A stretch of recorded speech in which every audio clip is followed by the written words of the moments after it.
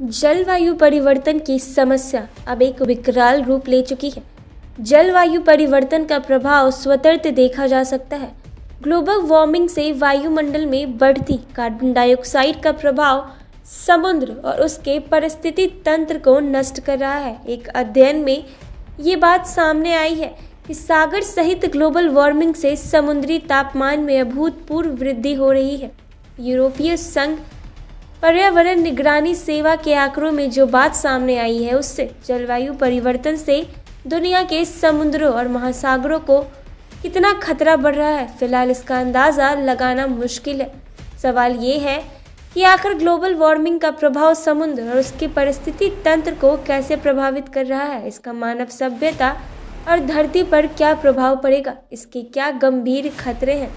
उन्होंने कहा है कि कुल समुद्री प्रदूषण के नदियों और जल धाराओं के द्वारा धरती से मिश्रित होने वाले 85% प्रदूषण समुद्र के पारिस्थितिकी तंत्र में बदलाव लाने के जिम्मेदार हैं।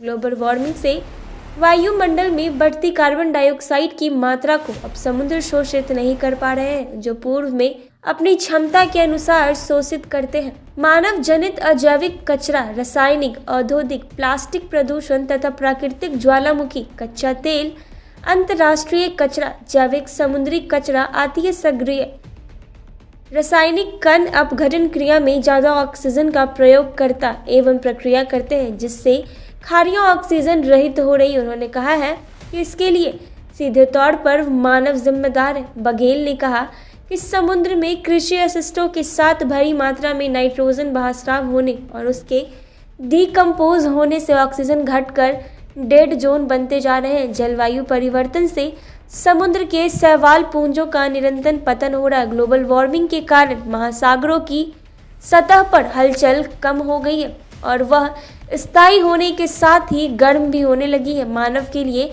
ये अच्छा संकेत नहीं है, इसके बेहद खतरनाक प्रभाव हो सकते हैं। ग्लोबल वार्मिंग के कारण महासागरों के तापमान में बढ़ोतरी हुई है। हालांकि जलवायु परिवर्तन के कारण पूरे ग्रह का तापमान बढ़ा है, लेकिन इसका महासागरों पर अलग तरह से असर हुआ है। उन्होंने कहा है कि समुद्र के जल स्तर में वृद्धि हो रही है। ये दो प्रमुख कारणों से होता है।